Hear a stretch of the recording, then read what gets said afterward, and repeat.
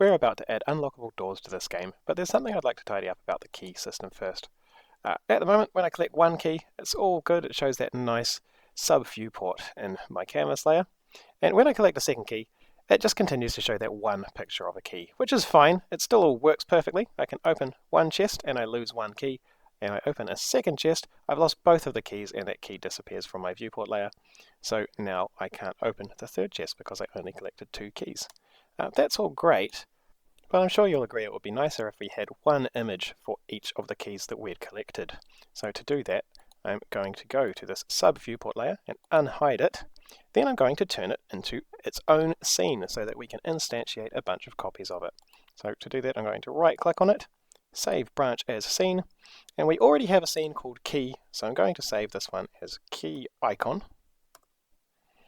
And now I'll be able to create a bunch of copies from my script anytime I pick up a key. So I'm going to go to the key script, and instead of getting a reference to the sub-viewport container and doing sub-viewport container.show, I'm going to get a reference to the canvas layer, which will come down from /root/main, and I'm going to get a reference to that key icon scene that we just made. So that will be key icon scene, and it's going to be preload resources key icon.tscene. So now I'll be able to instantiate a copy of the key icon and add it to the canvas layer. I'll write key icon equals key icon scene dot instantiate. I'm going to set its position, and then I'm going to add it not to the top of our tree like we do with most things, but to this canvas layer. So I'll write canvas layer dot add child key icon. Now all I have to do is work out what position I want this key icon to appear. If I check out my first key icon, I can click on that and open the layout section, go to transform, and I see this position is 1491. I mean, it probably doesn't need to be exactly that, but if I make it say 15 and just around 100, you can see if I wanted another copy of this key, just quickly do that with Control D, drag it out here. This key, second one, layout transform position, is 100 pixels further along in the X direction and exactly the same position in the Y direction, 100. So that's how I'm going to work out what position these keys need to be. Let's just delete these two both from the tree because we're going to instantiate them as we collect our keys.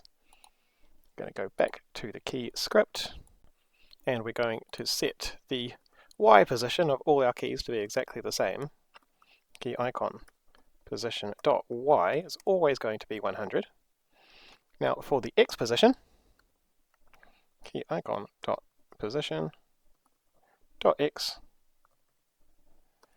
I know that they're all going to start at 15, and then I'm going to add on 100 for each of the keys that I have. So I'll write add body.keys, because that's my number of keys in the scene, times 100.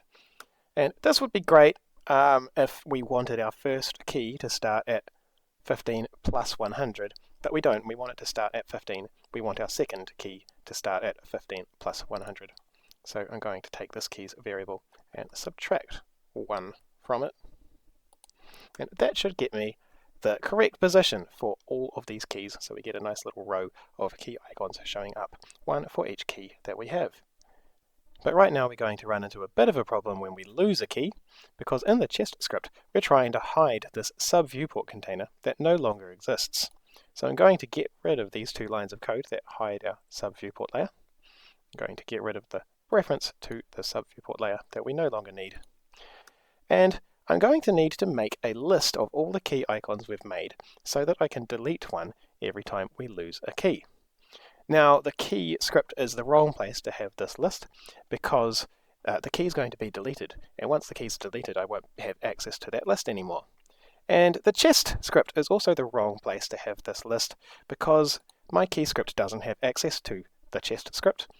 We'd have to have some funny communication stuff going on between them for that to work out. So the best place to put this list of key icons is going to be on my player. The player is where I've got the key score already happening anyway. I've got keys on the player, and I can access it from the key script, and I can also access the player from the chest script.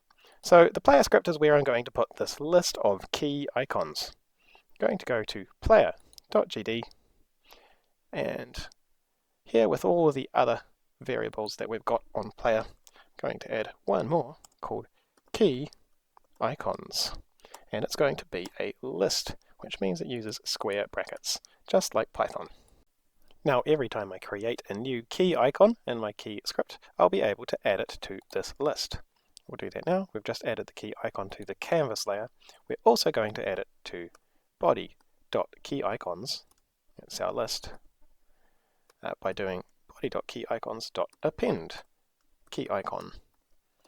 And now the latest picture of the key that we've drawn will end up in that list, and it will be ready for us to delete every time we remove a key. So I'm going to go to the chest script, and where I've written body.keys minus equals 1, I'm also going to write body.keyicons dot popback, which is the name of the Godot function for getting access to the very last key icon that we added to the list. Then, now that I've got access to that last key icon, I can do QFree on it to completely delete it from my scene.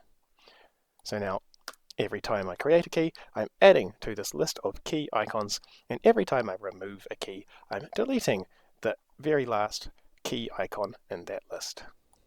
So now I should have a nice working system where I can collect multiple keys, and every time I collect a key, there's the first one appearing in my canvas layer.